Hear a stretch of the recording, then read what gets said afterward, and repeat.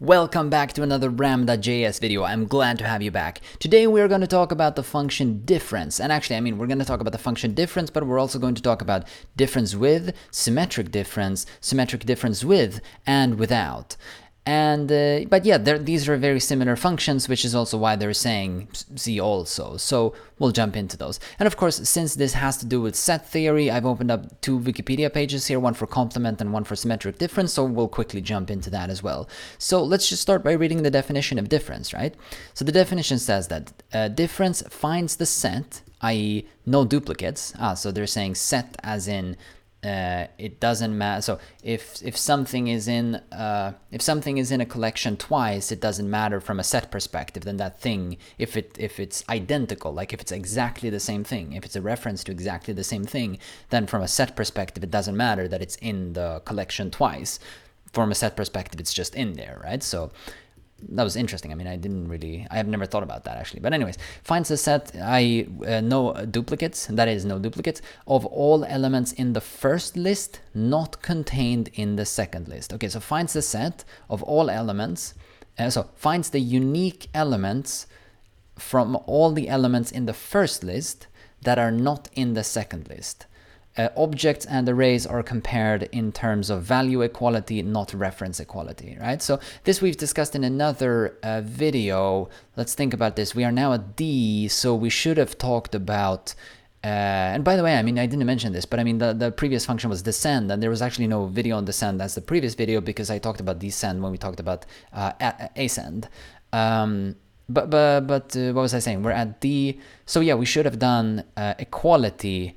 Probably we did like EQ, I think it's called that. Oh, sorry, it's called equals actually, R.equals, right? So there's a video on R.equals, and that in that video we discussed this, that objects and arrays in Ramda are compared in terms of value equality rather than reference equality. So it's not a question of whether two things point to the same location in memory, but rather it's a question of whether they are structurally equivalent. Like, do they contain the same values recursively? Like if it's an object, does it contain all the same keys, and does all the same keys, or do all those keys point to the same values? But yeah, check out that video for more on that. But okay, anyways, let's get back to this. So what they're saying essentially is that when we ask for the difference of something, then we get back everything in the first collection, or actually in the first list, right? Because here strictly we're working with lists. We get back everything from the first list that isn't present in the second list. So let's check the type definition here, right? We have a list of anything, and then the first argument is a list of anything, then you pass a list of anything, and then you get back a list of anything. So that isn't super helpful actually, except from a type perspective. So if we expand the parameter definition here as well, it says that, okay, list 1 is the first list, list 2 is the second list. This is like / this is a comment. That was fairly unuseful. And then we return an array that contain, or the elements in list 1 that are not in list 2, right? So it returns every element in list 1 that is not also in list 2. And again, from a set perspective, so no duplicates. So let's just jump into Node and try this out. So let's say const r equals require Ramda. And so we'll see R.difference. Do we have that? We have that. Okay, and then we can say, well, what if I have 1, 2, 3, 4, 5, and then the second thing I pass is, let's just say 1, 2, 3, 4, 5 for good measure, right? Then we get an empty list back. But if I start to remove numbers from the second list, then I get back the numbers that are in the first list that are not also in the second list, right? The first list contains 1, 2, 3, 4, 5, but the first list contains 1, 2, 3, 4, 5, but the second list just contains 1, 2, 3. So hence, 4 and 5 are unique to list 1 when compared to list 2. So if we think about it like, let's say L1 is 1, 2, 3, 4, 5, and let L2 be 1, 2, 3, then L1 minus L2, right? The difference between, so hypothetically, or not hypothetically, metaphor, pseudocode, right? This is not, actually, what does this do that just gives us not a number, because subtraction works on numbers in JavaScript. But I meant this like, not by analogy, but using subtraction in the set theory sense, or in the difference sense, right? In the set theory sense, right? If we have the set L2 and we remove set if we have set L1 and we remove everything in set L2, then we will be left with the difference between L1 and L2, which then is this thing that we got back here, 4 and 5, right? It's every element that is in L1 that is not also in L2. And that's just difference, right? So if you ever had a class on set theory, probably you remember this from that class for sure. But yeah, I mean, that's all there is to it, right? I mean, you can run it on a bunch of different lists, and what you get back, everything from the first list that is not also found in the second list. And of course, like we can put objects in these, and I mean, if I put, actually, sorry, the other way around. If I put foo here, foo points to foo, then we get that. But if I put that thing here as well, like we have that object in the second list, and we're actually removing that. And I mean, you could put let's see. I mean, they're saying objects and arrays are compared in terms of value equality. Okay, so actually we could even do this, right? We could say 1, 2, 3. So actually no, 1. All right, the list of 1, 2, and then the list of 3, 4, and then the list of 5, 6. Let me get those parentheses or brackets right. Hopefully I'm getting that right. Let's just pass an empty list here. Yeah, so then we're getting everything back if our second argument is an empty list and our first argument is this complex list. But if we pass that complex list again as the second argument, then we get nothing back, right? And as I start to remove elements, we get back these elements back, right? So it's like it's the difference recursively, which is actually pretty cool if you think about it. Wait a minute, let's think about this. If I, okay, sorry. So for a moment there, I thought it was recursive, as in that it's the difference between every list in these lists, but that's of course not true. Let me simplify this example to make it more clear. What I mean is that, okay, we're passing a list first, and then let's say that we have the list of 1 and 2, right? A list. Yeah, so the first list is a list of 1 and 2, right? And if I just pass empty list here, wait, what am I? 1, 2, sorry, 1 too much, yeah. So if I just pass an empty list as the second argument and a list as the first argument, where the inner list is 1, 2, then we of course get back the list of 1, 2, because that's present in the first argument, but not present in the first set, present in the first list, but not present in the second list. But if I put that thing in the second list, of course we won't get anything back, right? Like we get an empty list, like the empty set back. But what I was interested in is, when we do this, should I get back an empty list or should I get back 1, 2, right? I mean, if it's recursively applying difference to every list in our list, then I should probably get back 2, right? But probably that's not what it's doing. Probably what it's doing is that it's saying, well, these two lists are not the same, and hence you'll get back 1, 2, right? The list of 1, 2. Let's try this out. Yeah, so we get back the full list, right? So what I mean is that it's comparing this, like this list of 1, 2, and it's comparing that to this list of 1.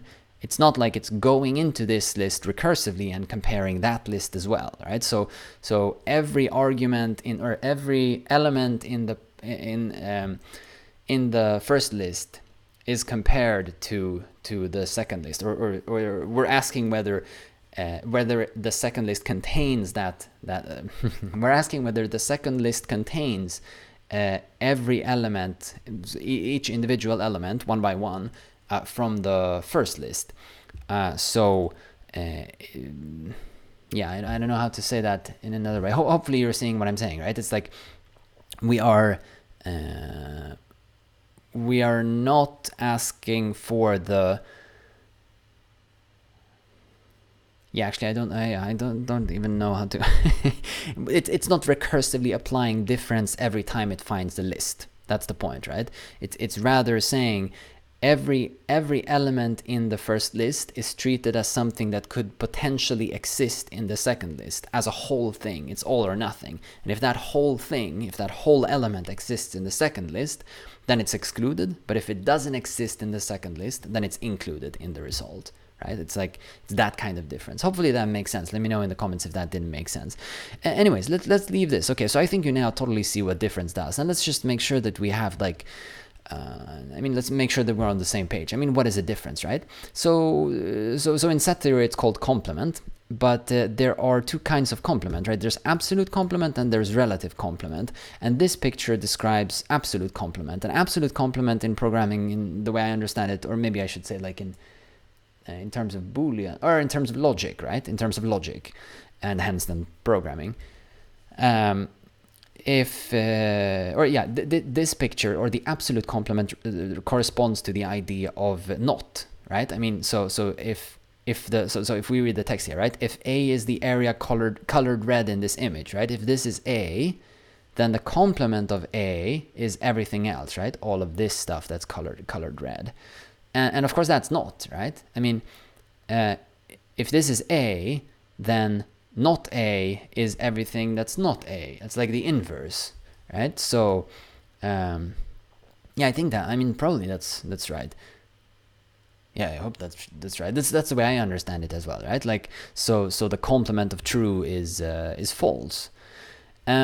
But anyway, so that's not actually what we're looking for, right? So this is the absolute complement, and here's another way of describing the absolute complement, but just in this classic sort of Venn diagram notation with two circles. But let's go to the relative complement, because that's what we're looking at for, right? So relative complement, also termed the set difference, right? The set difference, and that's where they get the name difference from.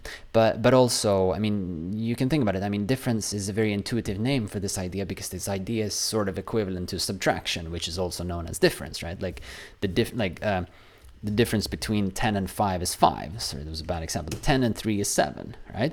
So, but you could, as we were looking at before, right, when we were saying that you could take, well, set or list L1 minus list L2, and then you should get back a result, which is the difference between this set and this set. And of course, when we do set difference, it matters whether we do L1 minus L2. Again, sorry, now I'm just using this syntax to explain. This, of course, isn't sensible JavaScript, but it matters whether we do L1 minus L2. I mean, what I mean is that is not equivalent to L2 minus L1, right? These are not the same thing. Shortcuts like this, right? These are not the same thing. And similarly, yeah, of course, now it is the same thing, because both of these, I actually accidentally pressed enter. Both of these evaluate to not a number, right? Or sorry, they aren't the same thing, because we're saying they're not equal.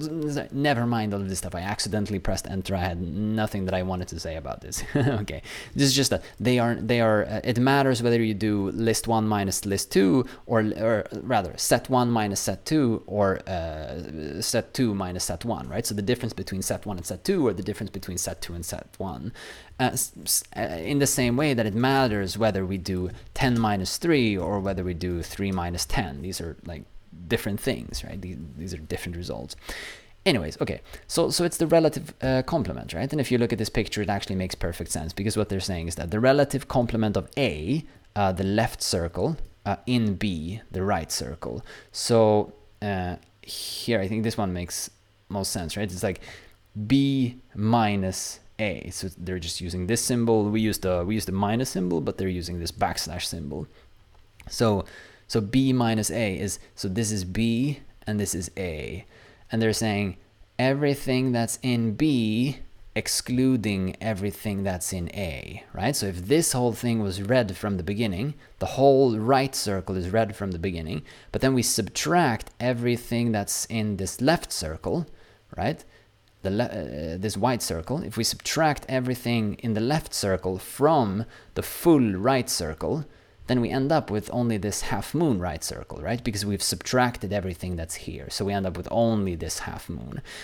Probably this already makes sense to you, but yeah, I mean, that's the difference. And then of course you could do it the other way around. So now we're saying B minus A, but if you did A minus B, you would end up with this portion, the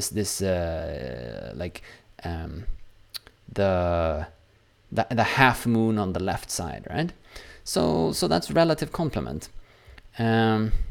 And yeah, I mean, another way of thinking about the absolute complement is that we're considering the universe, right? So it's like if U is the universe that contains all the elements under study and there is no need to mention it. Oh, sorry.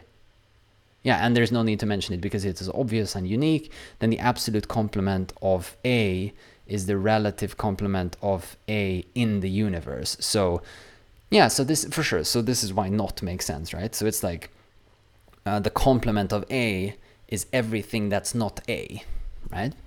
But anyways, that's so the relative complement isn't. Oh, sorry, the absolute complement isn't isn't relevant for the difference function here in Ramda, but rather what you should think about is the relative complement. Did I say that right? The absolute complement is not relevant. The relative complement is relevant. It's probably the word relevant that threw me off. Anyways, okay. So I think now that makes sense, right? Like we're understanding what difference is, and.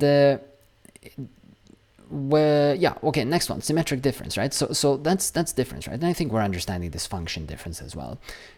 So then let's look at this like see also, right? Because then they're saying see also difference with, symmetric difference with, and without. So let's bundle these, right? Like we have difference and then we have difference with. So these are probably the same, sort of the same thing, but one is with. Like it's using the word with. And then we have another thing which is like symmetric difference. That's a new concept, but then we also have symmetric difference and symmetric difference with, right? So you can see this logic where it's like difference and difference with, and then symmetric difference and symmetric difference with. And then there's another concept which is without. So let's just look at difference with, right? And it's actually down here, difference with. We just scroll down. Okay, so here we actually get a bit more information in the type signature. Let me just say that I think, so I would guess, so this is the function that's the with part, and presumably that should be the only thing that's different between these two type definitions. So I've mentioned before that somewhere in the docs they say that they're trying to migrate away from using star symbols and moving to letters, because like, I guess usually when people talk about types, or when people unambiguously describe types, they use letters. So like Haskell uses letters, for example, whereas the star symbol here it's not obvious exactly how to interpret that. So with A here, it's more obvious because then we're saying given a list of things of some type and then given another list of things of the same type, you get a new list of things of that same type, right? Whereas star, I mean, not sure what they mean. Like, do they mean anything? Like, yeah, okay. I think there's an ongoing discussion. I shouldn't get into that. Okay. But anyways, so the reason I say that is that I think that this list A like list A arrow list A, this the difference signature could probably look exactly like that, right? And then that would make more sense, because then we would say, okay, but the only difference between the function difference and the function difference with is this first portion, right? Because otherwise they both look the same, right? Because both of them should be like A to A to A, or like star to star to star, depending on which way you want to describe it.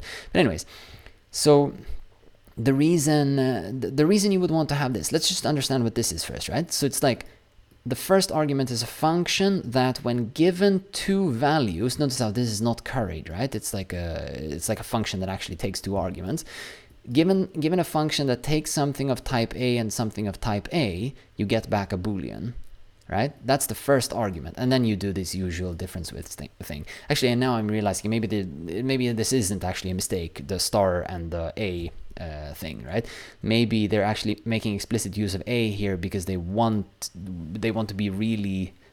want to show that this function has to operate on things that are in these lists, whereas up here in the difference, maybe they actually could manage any time. Yeah, let's not get into that discussion, right? Maybe there's actually some thought behind this. In my mind, it seems strange because, again, like in theory, you should always be able to use letters instead all the time, because even if something is varying between, like, even if like sometimes it's a number, let me put it this way.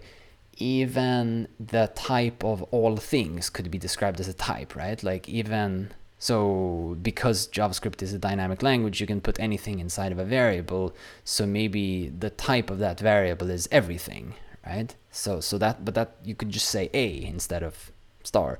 But anyways, I mean, Never mind. Okay, so the first thing you get here is, or the first thing you need to pass here is a function. But why do you pass this function, right? Let's read the definition to understand that. So we say, finds the set, i.e. no duplicates, of all elements in the first list not contained in the second list, right? Same definition as above. Okay, then here's the different part. Duplication is determined according to the value returned by applying the supplied predicate to two list elements.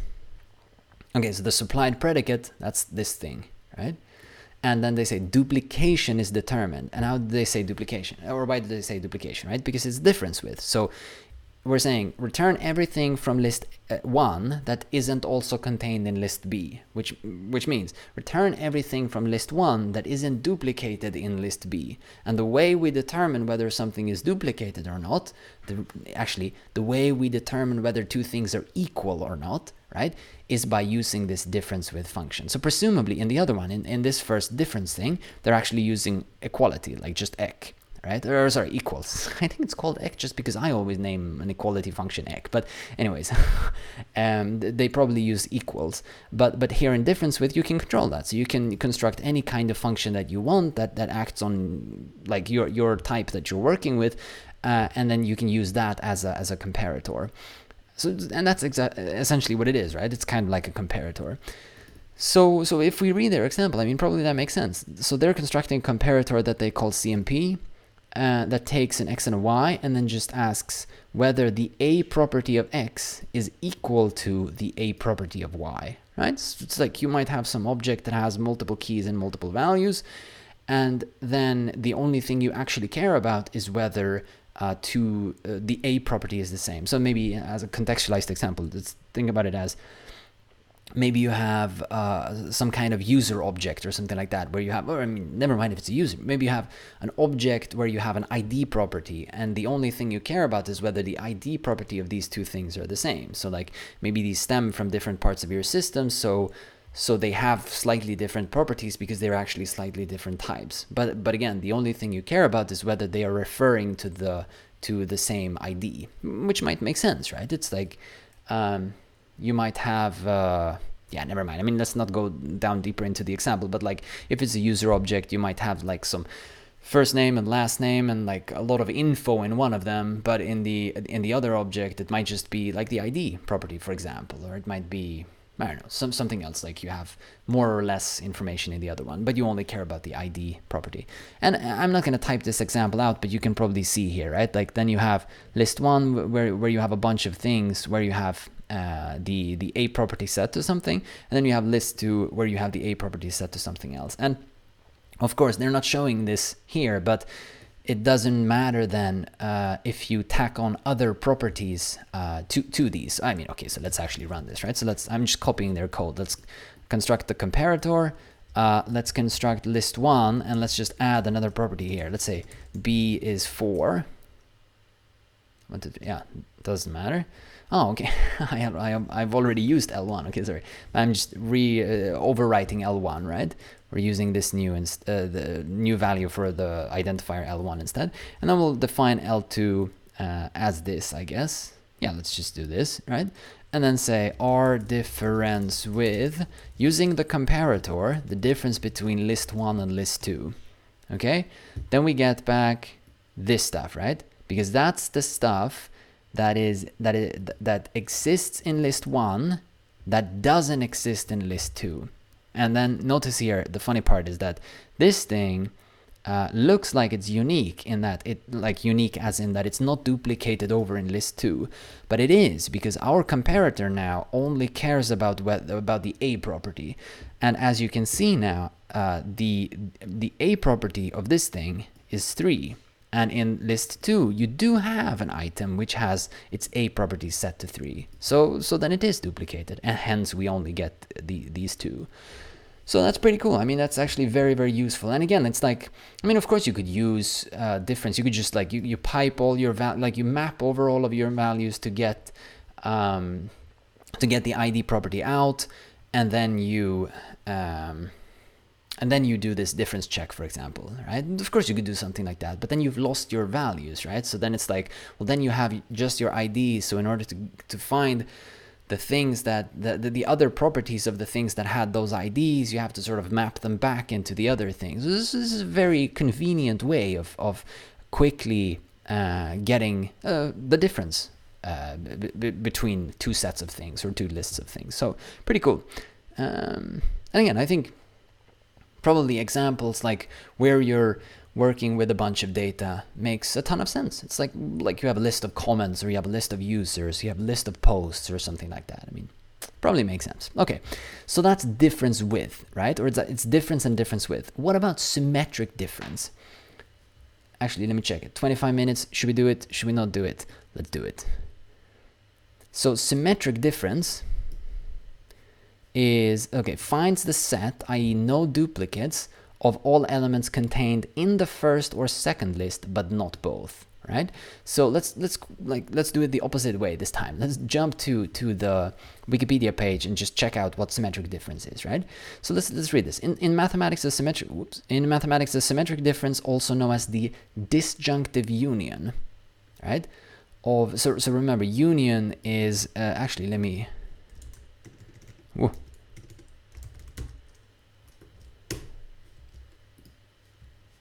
Let's open up union as well, just so we have that, right? Actually, we should open up disjunction. Lord, this turned into sort of a set theory discussion, right? But union is, okay, labor unions. So let's search for set. Yeah, union in set theory. And then, yeah, here we ended up in logical disjunction, so that makes sense. Wait, disjunction. Yeah, okay, it's... So yeah, in set theory, the union is denoted. Yeah, okay, sorry, but let's not read it. What I wanted to say is, or actually, let's read that. In set theory, the union is denoted by of a collection of sets is the set of all elements in the collection. Okay, actually, this makes more sense if we just look at this, right? The union between A and B is everything in A plus everything in B, right? It's like the union between list 1 and list 2 is everything in list 1 plus everything in list 2. So actually, I mean, okay, yeah, we're going to jump forward. Ramda has a function called union. And if you look at that, it has the same type definition as difference. And it just says combines two lists into a set, i.e. no duplicates, composed of the elements of each list. And that just like, it's super straightforward. The union of the list 1, 2, 3 and the list 4, 5, 6 is the list 1, 2, 3, 4, 5, 6, right? But the union of the list 1, 2, 3 and the list 1, 2, 3 is the list 1, 2, 3, right? Because no duplicates, because it's a set interpretation. And if I add more numbers here, like 1, 2, 3, and then 4, and then 5, it's so the union between the list 1, 2, 3 and the list 1, 2, 3, 4, 5 is the list 1, 2, 3, 4, 5, right? So it's everything in list A plus everything in list B, right? So that's union, and that's what we're depicting here. It's like the union of taking this whole thing if that thing was red plus this whole thing if that thing was red is that they're both red, right? So that's union. And then you have logical disjunction. No, actually, that's not what... Yaha, okay, sorry. So logical disjunction is or. Okay, actually, sorry. So I'm getting confused here as well. So I'm mixing logics and set theory. But so I guess, yeah, so I guess you could find disjunction here as well. Yeah, let's drop this. But I guess like one interpretation of union is disjunction, right? It's like either this thing is true or this thing is true, which is what they're describing here. I mean, it's so logical disjunction is an OR gate essentially. But let's drop that, okay? So what I wanted to do is, actually we ended up there because we were saying the disjunctive union. So maybe that's just a name.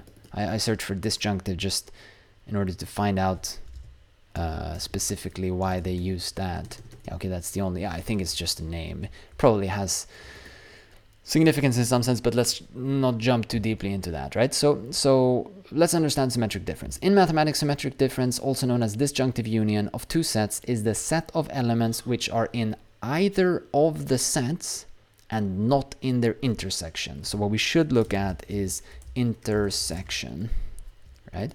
So intersection, actually, I mean, it's also on this page here, right? This is the union. this is the intersection. And if you do the difference between the union and the intersection, you end up with this. If you have everything in A plus everything in B minus everything that's both in A and B, then you end up with everything that's in A or that's in B, but nothing that is in both of them. So if you go to intersection here, you can see, is this actually like, is there this, yeah, intersection is set theory, that makes more sense. Because I mean, intersection means a lot of things in mathematics, right? But in mathematics, the intersection of the set A and B, or the intersection A, intersection B of two sets A and B is the set that contains all elements of A that also belong to B, right? Or equivalently, all elements of B that also belong to A, but no other elements. So if you take all the elements in A that are also found in B, then you end up with this thing in the middle, right? So that's the intersection. So then we were saying symmetric difference is the union minus, and we also know we know minus, right? I mean, we know the difference between that because that's a relative complement. So it's the relative complement of the union and the intersection.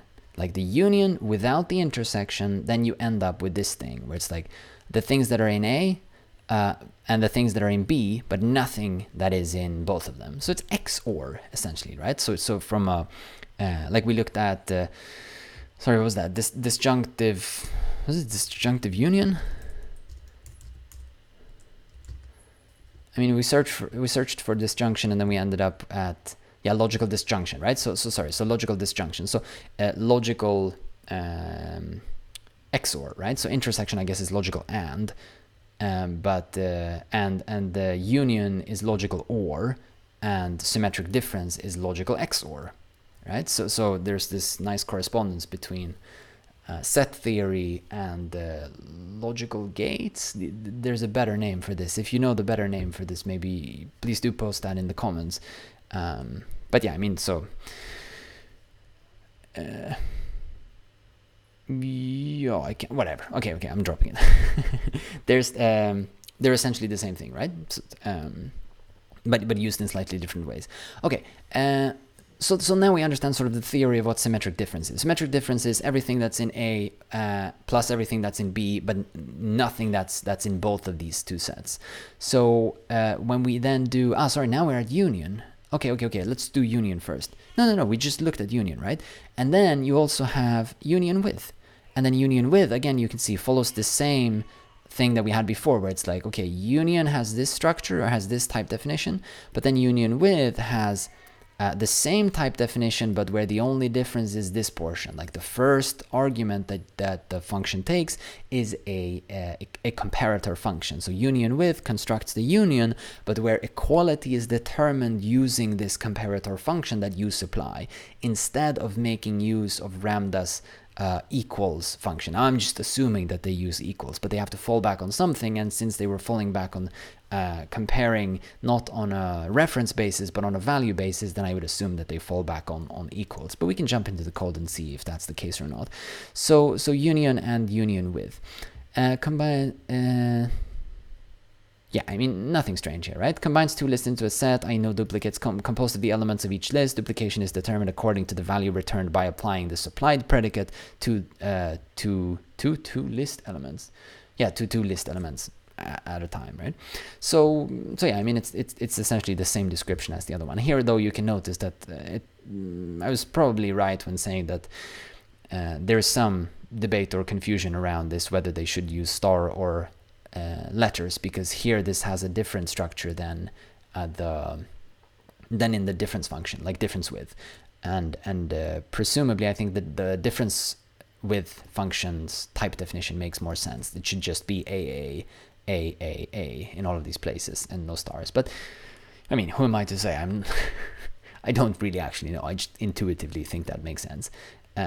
Seems like that would be the right thing to do. Anyway, so that's union and union with. So this is like, this turned into the Ramda set theory video. where were we? Difference, right? We were at symmetric difference. We had talked about difference. We had talked about difference with, and then we were about to talk about symmetric difference and symmetric difference with. But I mean, I think you can probably see what they do already, right? It's like if we do R.symmetric difference, and then we pass one list, 1, 2, 3, 4, and then we pass another list. Let's pass the same one, 3, 4. Then we get back an empty list, because symmetric difference returns everything that's in A plus everything that's in B, but nothing that's in both of them. And here, these are essentially the same lists. So you get nothing back. But if I add 5 here, then we get 5. But if I add 5 to the first list, then we get nothing again, right? But if I leave 5 in the first list and I add 6 here, then we get 5 and 6, because we get everything that's unique in A when compared to B, and everything that's unique in B when compared to A. And that's symmetric difference. And again, of course, you can pass more complex things such as arrays or objects, and it will recursively enumerate these to check equality. So yeah, that's symmetric difference. And then of course you can use symmetric difference with, and this again I think you understand how to do now, because it's the same thing, right? You're just passing a comparator function here, so you're first constructing a comparator function. And yeah, I mean, if maybe we can try this. We can say, can we pass r.equals if we do symmetric difference with? Yes. So wait, did that actually give us the same result? If I just do difference, yeah, that gives us the same result, right? 5, yeah, sorry, I had a 6 in here somewhere, but I've accidentally removed it, right? So I mean, you just pass a comparator function, and here you can see also they're constructing the same comparator function that they had in difference with, but they're now using Ramda functions to construct it. They're saying the comparator function is equality by extracting the property A. So it's the same comparator function, but they're using function composition rather than constructing the function on the fly. So yeah, symmetric difference with. I realize now, since this has become the Ramda set theory video, we should look at intersection, because I assume, yes, okay, phew, they have they have intersection. Actually, now I realize there's this relationship, or the relation attribute here. Is that also on union? Yeah, relation. So maybe can I type relation? Yeah, then we have tons of functions here as well. Sorry, I have to let the cat out.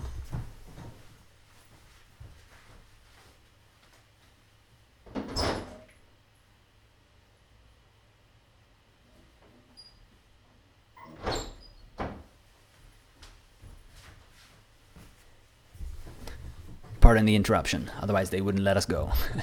So yeah, I was hoping that if I searched for relation, we would get all the relation functions, and that these would essentially all be set functions, but it's not really that, right? Because you have a lot more.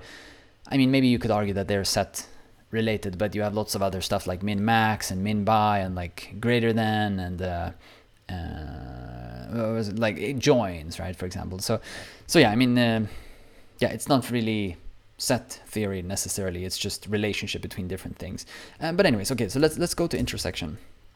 So I just want to say, I just want to emphasize intersection, or look at intersection again, or I also want to look at intersection because we've now talked about the other common set theory the operators, right, which then are functions here in Ramda. So intersection like has the same signature. It takes a list and returns a list, and what it does is that it combines two lists into a set, i.e. no duplicates, composed of those elements in common to both lists, or composed of those elements common to both lists, right? So whatever is in A plus whatever is in B, right? So that's super simple, right? It's in some sense it's actually like, it's like concatenation followed by a unique, right? Like a call to a function that ensures uniqueness, right? It's unique concatenation in some sense, you could think about it. So like if we say intersection of the list 1, 2, 3 and the list 4, 5, 6, then you get, wait, what? Oh, sorry. Now I've been talking for too long. I was describing the union, right? Did I not say whatever is in A plus whatever is in B. So I was describing union. So confusing. So hopefully you caught that and you're like, what is he talking about? Okay. So actually, I mean, they wrote the correct thing here. I just said the wrong thing, right? Composed of those elements common to both lists, right? So it's like you have some list A and you have some list B, and whatever is duplicated, that's the return result, right? Whatever is in A that is also in B, and like conversely, whatever is in B that is also in A, those things, these are the result, or that's the result, right? So of course the intersection of the list 1, 2, 3 and 4, 5, 6 is nothing, because nothing is in common. But if we say what's the intersection between 1, 2, 3 and 1, 2, 3, then we get 1, 2, 3, right? Because 1 is common, 2 is common, and 3 is common between both of these lists. It's duplicated. And then if I tack on more numbers here, so 1, 2, 3, 4, 5, 6 in the second list, we still only get 1, 2, 3, because 1, 2, 3 is the only portion that's common between these lists. And then like if I add 10 here and like 100 here, of course we still get the same, right? But then if I add maybe 100 here in the beginning, oops, comma here, then now we get 1, 2, 3 and 100, because 100 is now also common between these two lists. So you can do intersection. Let's think about, why can't you do intersection with? Yeah, that's actually interesting. I mean, they don't have intersection with. Intersection with. So probably there's a good reason for why this is. I'm not going to think about this now because I killed too much of everyone's time in the debugging in the last video.